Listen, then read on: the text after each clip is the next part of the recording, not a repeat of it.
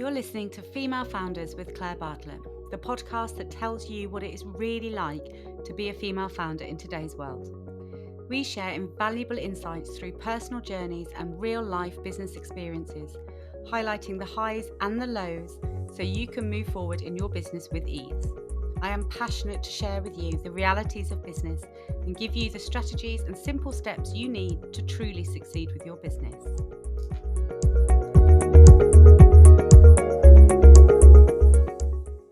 Today's episode is brought to you by Xero Accounting Software, a champion of female entrepreneurs and a proud sponsor of the Female Founders podcast. Managing your business finances can feel overwhelming, but Xero simplifies it all and gives you the power to keep your books in order and your mind on growth. Xero have offered an amazing 50% discount off your first 3 months with them to all our listeners. So if you'd like to take advantage of this amazing deal, then follow the link in the show notes today. But for now, let's jump into this week's episode. Welcome to Female Founders.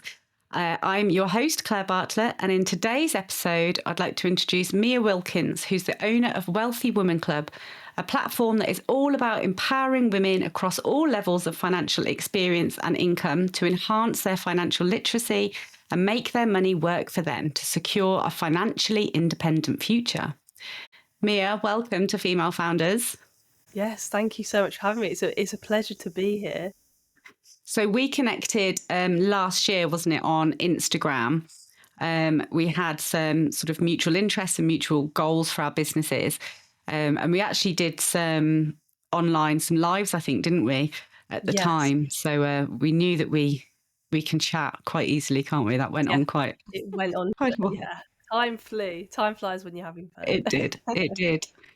So today, the first question I'm going to hit you with is, if you look back on your journey, has there been a pivotal moment or a pivotal person that you can attribute sort of your journey to, and what has put you on this path to where you are now in business?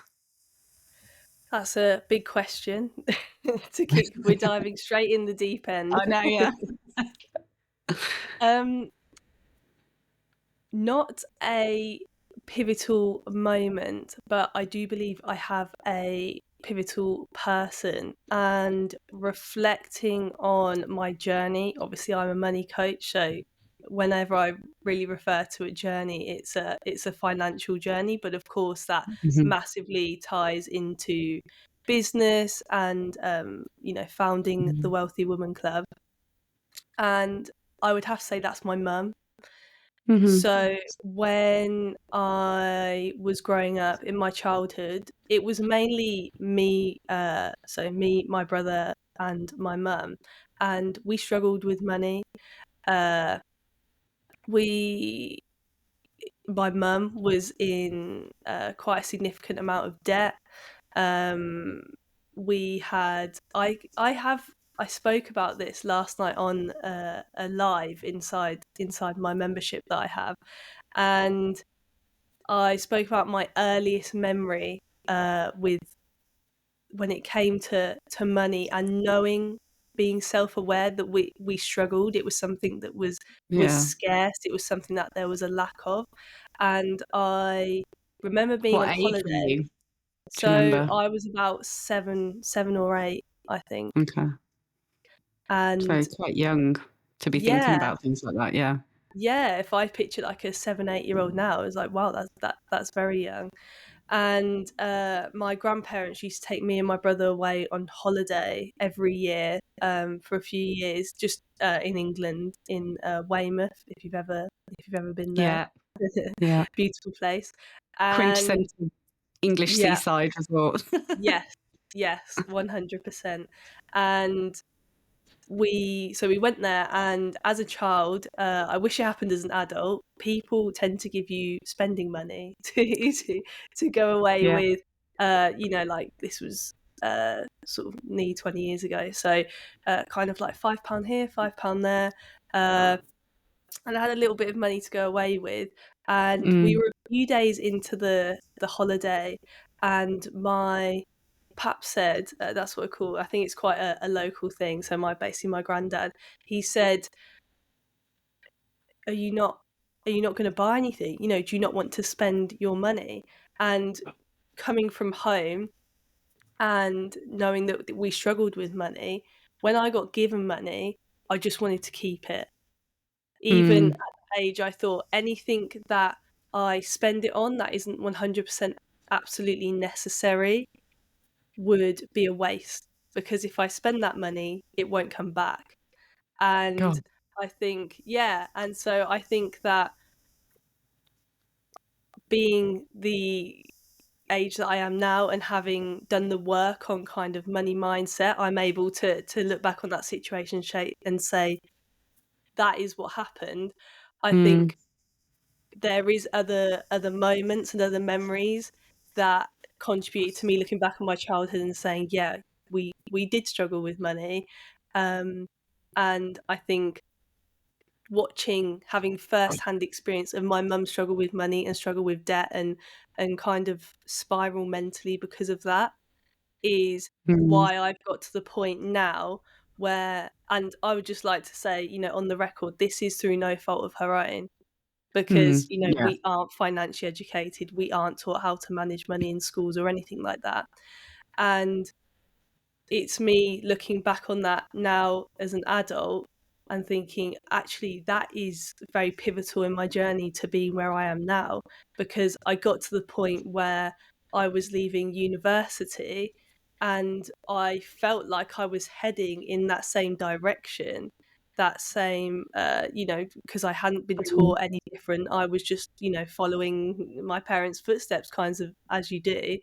Yeah. And it wasn't until I asked myself, or really reflected on the question, there has to be another way. It can't just go Mm. like this. That Mm. I really started to kickstart my journey into basically where I am today. So I'd have to say my mum. So it wasn't in the beginning, though. It wasn't from that age of 7 that you've sort of known that there was another way. You went all through university with these sort of deep-rooted mindset about money, and it was when you started, I suppose, standing on your own 2 feet and moving into the adult world that you started to reassess things. And I think that's so common for so many of us on all different levels, that we Mhm. have these deep rooted thoughts that are not our own, that have come from things that we saw or heard when we were younger. And so often they're holding us back in our adult lives and we don't even realize. And it's only when you open that door and start asking yourself those questions, like you say, that you start thinking, well, no, that's not my belief or my thoughts around money. That was actually my mum's, or, you know, wherever it came from. So I Mhm. think that's amazing that you, because you straight after uni, that's still quite young, really, to be asking yourself those questions and making those changes. Yeah, for Um, sure. and it set you Yeah. up then, didn't it, for where you are today? So Yeah, I mean, just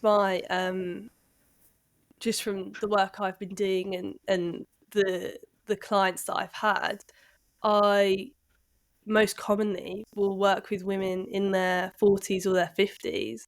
yeah, And it's really testament to the fact that you are never too late to start bettering your financial future. You are never too old to start getting financially educated. You will always reap benefits from it, regardless of your age. But yeah, it wasn't till I started to gain a client basis where I was working regularly with loads of different women that I realized that I was very young to mm, to be thinking that, and to have those thoughts. And I can't pinpoint a moment or uh kind of a person that made me think that. It was just what I was thinking at the time. And I'm very fortunate from such a young age to have had those thought processes and to have had that yeah, mentality. And I don't know if I hadn't had the experiences that I did have when I was younger, whether I would have been thinking that way. So I am very grateful for my childhood, because I doubt that I would be in this position today. But equally, I'm grateful for at the age that I discovered yeah, financial education and the power it has in changing the trajectory of your life. And I'm mm, equally grateful for that, for sure. yeah. No, I think I've seen this pattern a lot so I work with a lot of women. Obviously, the podcast is Female Founders, and I've had a lot of female clients from my other business, which is a bookkeeping practice. So it's all about money. And the majority of female clients that I've had, they struggle around talking about money and sort of owning it and being like open about it. And I think that, men too suffer with this sometimes, but I do find it's more deep rooted in women, and especially in the British culture, it's not polite to talk about money, is it? That's how it's seen in the UK. But I think because we don't think it's polite to talk about it, and then we shy away from it, that we don't have these open conversations around it. And then that leads us to having these deep rooted thought processes that are not our own, but we've never voiced them. So we don't know that that's not the normal way, if that makes sense. And I think being open about it like you are, and like I am with my clients, and opening up that conversation around money can really help people move forward. And I think there's so often that we move into adult life and we're still dragging these financial burdens with us from childhood. So I had to do a lot of money mindset on myself, but mine was actually from sort of the opposite of yours in a way. So we had a comfortable childhood financially. I never wanted for anything. But on the flip of that, I was never shown that actually my parents were working really hard to achieve that.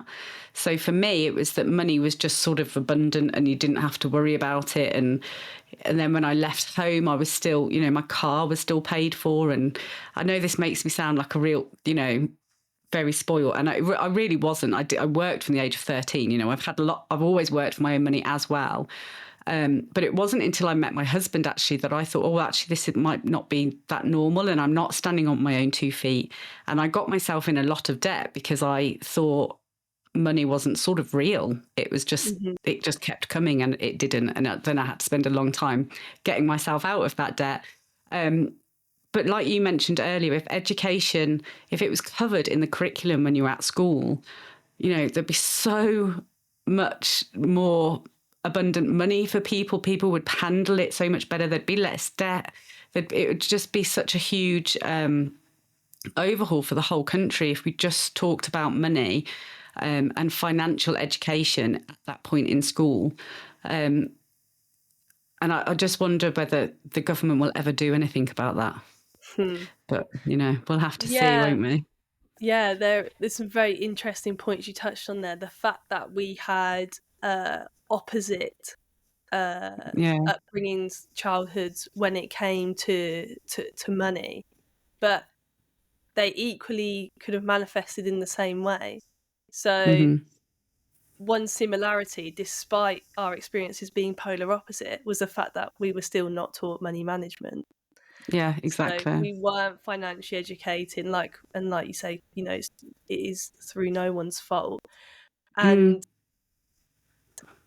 it's understandable why you went the way that you did, and it would be understandable for me to equally be poor at managing money when you look at our backgrounds, because we, like you say, we don't talk about money. And through my experience, only good things come from talking about money. So if I start working with a client who's never spoke about money before and has decided that they really want to start managing their money better, they want to make their money work harder for them, we end up talking about money a lot, and only positive things come from that. So actually, you kind of shoot yourself in the foot by making it, or by supporting the idea that it is wrong to talk about money, because in fact, in my experience, only good can come from talking about money. And I think in terms of the government and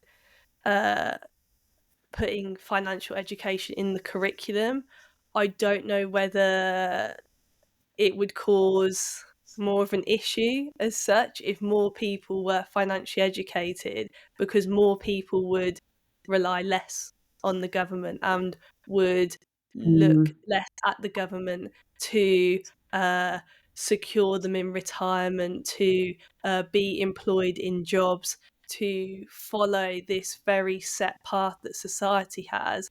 And I think when you do get financially educated and you do become more financially literate and financially confident, you end up straying away from that society's path.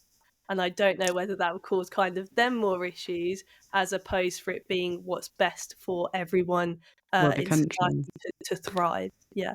That is a very interesting thought, and I had not thought of that at all. But yeah, that's very interesting that it might, although it might be best for their country, it might not be best for their agenda, maybe. Yeah, it's an Interesting. interesting. Going back though, so you said obviously there's only ever good things have come from speaking about money and opening up those conversations, but have there ever been any sort of really spectacular failures in your business that you have actually learned a lot from, and how did you move on from those? Great question. And I think that the thing that I've learned in business is that failure is great. So Hmm. failure to me is just a lesson learned. Obviously, you want whatever it is you're doing to work straight away, and you want it to be amazing, and you want it to scale really quickly. However, if it doesn't, and things don't go as planned or don't go as the ideal, you only learn lessons from that. And I think it's important to Mm. make sure that you take those lessons and actually apply them, not just go, this didn't work, and then, sack it off or give up or whatever. In my business journey, I don't have any massive, spectacular failures as such. I think I've failed. I've had minor failures, but a lot more frequently. Yeah. In Yeah, I think in business, especially if you're just starting a business or you've had this, idea you've been pondering on, or you're in the very early stages of business, I think Mhm. everything is new. Literally every single thing you do is new. So, Yeah. from perhaps setting up a website to posting on social media to creating things like landing pages to perhaps building a podcast, to launching a course to uh, doing a retreat, all of these things, whatever it is that you're doing in business, I think that every single step along the way is new. So you might, like, for example, launching the Female Founders podcast. Every Hmm. single step of the way there was a question. It's not just go launch a podcast. It's where do I launch it? I How do I wish. launch it? Which mic do I get? Which camera do I get? Do I get a certain tripod? How do Yeah. I upload the audio? How do I edit it? A billion and one questions. And I think It's all you trial and error at the it end of the is, day. and every single thing you do, you might fall at that little hurdle, but Hmm. actually you're still, if it kind of in a kind of running example, you might fall at the hurdle, but you're still making your way around the track. And the next time you come to that hurdle, you just jump straight over it. And I Yeah. think looking on my business journey, I haven't had something where I've been like, that was an absolute bomb. That was a massive failure. I think that I fail regularly, but I think that there is only lessons to be learned in that, and it helps you move a lot quicker.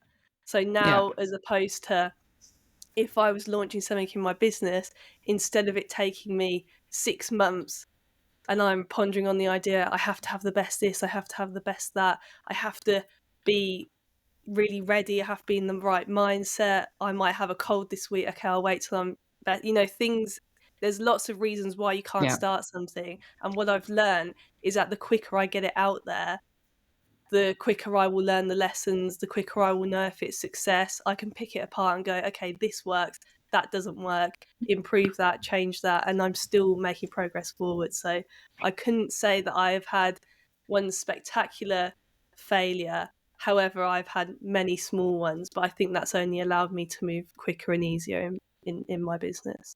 Yeah. So I have a really favourite saying that's progression, not perfection.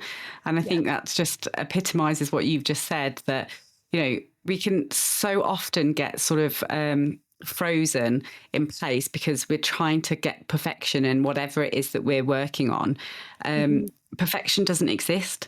If you just keep moving forward and just keep progressing, and yes, you'll probably stumble lots of times and learn new things, or you might not have the perfect microphone in the beginning, but then as you go along, you can progress and you can improve that. But yeah, definitely just you need to start taking those steps and just move forward every day, because you're never going to hit perfection. And people Mhm. don't expect perfection. Perfection is too far away from what we can relate to. So you don't want to be perfect. You want to be relatable, and Mhm. just moving that business forward. And yeah, lots of stumbles. I think everybody can relate to that for sure. Yeah, definitely, definitely. I think it is a case of failing fast, because although perfect isn't isn't a thing, I'm sure that even kind of businesses like Netflix, where they've been going for years and everyone thinks is amazing, and they've got everything, and they're the first to release everything, and they release amazing show after amazing show. I'm sure the founder of Netflix looks at it and goes, "Oh, I'm still not that happy," even though it's like Yeah, they'll be failing for yeah, sure. Yeah, failing. Yeah, that's what I mean. And it is a yeah, case of the quicker you fail and the quicker you get something out there and test it, the quicker you can adapt and change and improve. And it will get better and better and better. And yeah, perhaps you will be moving more towards, perfect. But there will always be, like say, even with people who have well established businesses making millions and millions and millions, even billions, they will still look at their service and say, we're not quite happy with that. And they'll keep yeah, trialing to try and get better and better and better. yeah. No, for sure. Um, as you have progressed and as you have grown your business, what growth challenges have you faced? Because I know that there's so many sticking points for every business, and we tend to all get stuck around the same point. So, how have you overcome those growth challenges and kept your business progressing forward? I think it comes back to the failure thing again. I think when I look Mm, back at my journey and different things I've released and different things that I've tried to do, and it's all been the process of putting something out there and seeing what sticks, and mm, then leaving the good stuff and working on the not so good stuff, the things that could be improved. I think for me personally, uh we spoke about this a little bit before we started recording, but when it comes to getting financially educated, there is obviously there can be a really fast way to do that, and that would be me working one on one really closely with a client. We'd it'd be quite intense for a short period of time. So for yeah, example, I run a financially free and abundant boot camp, and that's 8 weeks together, and it produces great results, but obviously that comes at a higher price point compared to something like my membership that comes at a lower price point but is more accessible to more people. And I think for me, I feel like I've only really hit the nail on the head in terms of who I'm serving. I've tried yeah, many different things. I've tried masterclasses and different courses. And many different things in my business, and it's only through that trial and error that, okay, put that out there, okay, that didn't go well at all, in fact that completely bombed, and no one likes it, it's terrible. But it wasn't until I put that out there and I tried it where I was like, okay, this thing's good, this isn't so good, I'll keep what's good and I'll improve what's not so good. And that has manifested to the point of me, I only released the membership less than a month ago, so it's mm, been all that work over, I'd say, at least 2 years, where I've been trying to find that perfect fit, that what can I curate that still provides insane value, still has good contact with me, they still have access to me, but comes at a price point where they can afford it and it will still be of benefit to them and they will still come back to it, as opposed to thinking that in order to do well in business, that it needs to be selling at higher price points, and that's the way that some people go about it. But every business is different, every audience is different, and like I say, it wasn't until the end of last year where I kind of had this eureka moment where I was like, I need to curate something that ticks all these boxes for my specific audience. But it Yeah. wasn't until trying and testing things and failing where I realized what that thing actually is. And I feel like I'm at that point now, which is amazing. Yeah. So it's taken you a long time, really, of sort of analysis and trial and error to really understand your audience and what they're looking for from you. Yeah. And I think that's quite a great lesson for everybody, that just because there's no carbon copy is there for any business model. And I think No. just because someone else potentially is doing the same thing as you and are selling at whatever price or, whatever they're doing, that does not mean that that is what you are going to, one, feel comfortable for, but two, what your audience are going to want. You have to listen to your gut sometimes and listen to the feedback you're getting from your audience. And it sounds like that you've done that now, and the membership is the way forward with your audience, which is brilliant for you. Yeah. And I think sometimes it just takes some time, doesn't it, to work that out. It does. I had a lot of people, so people obviously were working with me and I were serving women at a kind of higher price point, but Mm-hmm. I could tell from my audience it was the minority, and I didn't Yeah. want to leave all these women, uh, the kind of rest of my audience, high and dry, because they weren't able to access my services despite them Yeah. being beneficial for them. And it was a case of making sure that, like I say, it did take a while, but it was that trial and error process of being, okay, Mm. what works for me, what plays to my strengths, but and suits uh, the the average woman out there that is looking to manage their money better and is looking to start building long-term wealth and making their money work for them. And I think it is just a case of, if you don't give up, you can't fail. Yeah. So in terms of failure, there would have been loads of moments in my business journey where I thought, this isn't working. So And in those moments, have you ever thought, oh, I've had enough and I'm just going to quit? I think many, yeah, for sure. Many, many moments, because it is a case sometimes of where you're putting everything into your business and Mm-hmm. you're not seeing the return.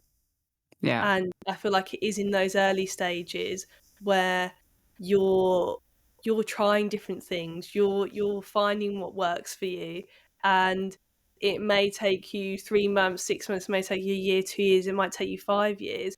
But if you are genuinely passionate about what you want to do and you can see the big vision, you can see it over a longer time horizon, rather than just saying, okay, it's 2 weeks, I'm doing this for 2 years and then I'm out.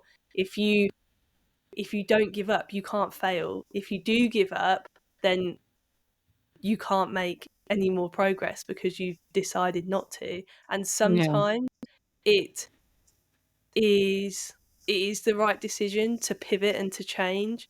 But I think for any women listening, where for me, this, I can see this as my life's work. To me, this is so important. This is not just for money. This Yeah. is serving women to help them manage their money better and to start building long-term wealth, because I know the power of financial education and because I know how it feels to be struggling with money. This is a movement. This is way bigger than just, I want a business to have money. For me, the money is the byproduct of serving women to Yeah. financial Do you think education. the woman that you told us about at the beginning of this episode, when you were explaining your mum and her financial situation, do you think that you are sort of envisioning her in all of your clients and wanting to make sure that nobody else goes through, what she had to go through and the stress and worry that she must have felt at the time? Do you think that's sort of what you're trying to achieve with the business is helping people avoid Definitely. that situation. Yeah. Definitely. I always say with the membership, as we've going through that trial and error period of trying to put something out, that of course money is important with business. That's, you have to have it has to be profitable, and it has to be making money for it to work, especially over a long time frame. And it was, even though I was offering services at a higher price point, it was never something that when I look back, that my mum could afford to Yeah. better her situation, despite knowing that it would definitely benefit her situation if she bought, XYZ.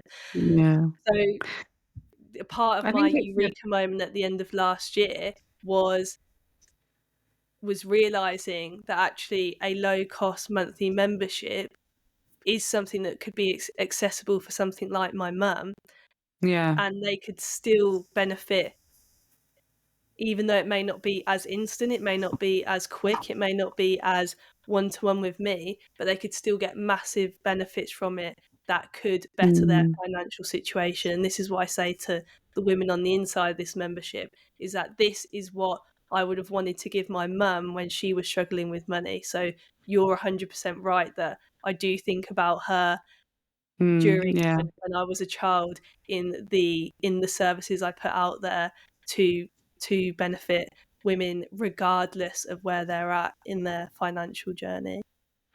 I think it's all about the tiered pricing, really, isn't it? That, these women, if they are going through your membership currently, but that will then help them improve their financial situation so they can then afford the one-to-ones if they wanted to down the line, and they wanted that more intense work with you to really, catapult their financial situation. So it's about having affordability at every level for your clients. And I think it's a great move because we spoke about this as well, didn't we? When people are financially struggling, it's hard and it does sometimes come with an element of guilt to then ask them to pay you, even though you know that what you are going to be teaching them will massively help them. There's still sometimes that element. And I think having this lower offering for them, knowing that they're not, it's completely affordable to them, but the value that they're going to be getting from that is huge. And it can change their entire path of their financial future. I think that's brilliant. So if people are interested in working with you or joining the membership, for instance, where can they find you? So on Instagram and TikTok, I am at the Wealthy Woman Club. I would, kind of little footnote on that, there is a lot of impersonator accounts of me, especially on TikTok. So feel free to send me a message. I have put a video at the top of my TikTok that explains my username, and that this is the legit account. This is the legit Because one.